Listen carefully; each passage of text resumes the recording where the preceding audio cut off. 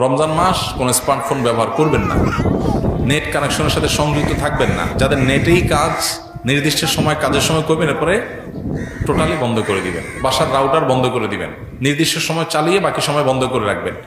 Decision নেন, দেখবেন আপনার রমাদানের অন্য 10টা-20টা প্রস্তুতির চেয়ে এই একটা প্রস্তুতি আপনার রমাদানকে অনেক বেশি অর্থবহ করে দিবে ইনশাআল্লাহ। দ্বিতীয়ত, রমাদান মাসে আনহেলদি, অস্বাস্থ্যকর এবং আমাদের জন্য ক্ষতিকর এবং অপ্রয়োজনীয় অতিরিক্ত খাবার গ্রহণ করা থেকে রমজানে বিরত থাকে।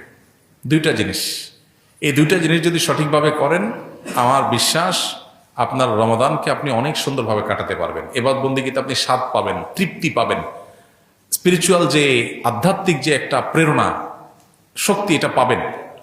এই যে চোখের জেনা হয় সোশ্যাল মিডিয়াতে, এই যে আপনার ডোপামিন সোশ্যাল মিডিয়াতে একটার পর একটা আনন্দ, বেদনা, হাসি, খুশি, বেদনা, বিভিন্ন ইস্যুগুলো আমাদের মনোযোগকে বিভিন্নভাবে বিক্ষিপ্ত করে ফেলে।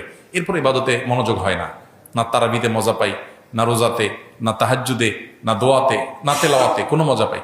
এগুলো থেকে আপনার সঠিক সুফলটা পেতে হলে আপনাকে নিয়ন্ত্রণ করতে হবে দুটা জিনিস। অনেক জিনিসের খোলাসা দুটা জিনিসের মধ্যে চলে আসবে। অতিরিক্ত খাদ্য গ্রহণ, অস্বাস্থ্যকর খাদ্য গ্রহণ না করে পরিমিত ভালো খাবার গ্রহণ করেন, স্বাস্থ্য ভালো থাকবে, ভেতর থেকে শক্তি পাবেন। আর খাবার যখন এলোমেলো হবে, ওইটা মানুষের আধ্যাত্মিক শক্তিকেও ধ্বংস করে দিবে। এবং তার সাথে মোবাইল ফোনের নিয়ন্ত্রণ, এই দুইটা জিনিস ডিসিশন নেন এবং আপনি লিখে রাখেন, ইনশাআল্লাহ হবে ইদনিল্লাহ আপনার জীবনের শ্রেষ্ঠ রমজান আপনি কাটাতে পারবেন এই দুইটা প্ল্যান করার মাধ্যমে। আল্লাহ আমাদেরকে তৌফিক দান করুন, হিম্মত লাগে এটার জন্য, সৎসাহস লাগে।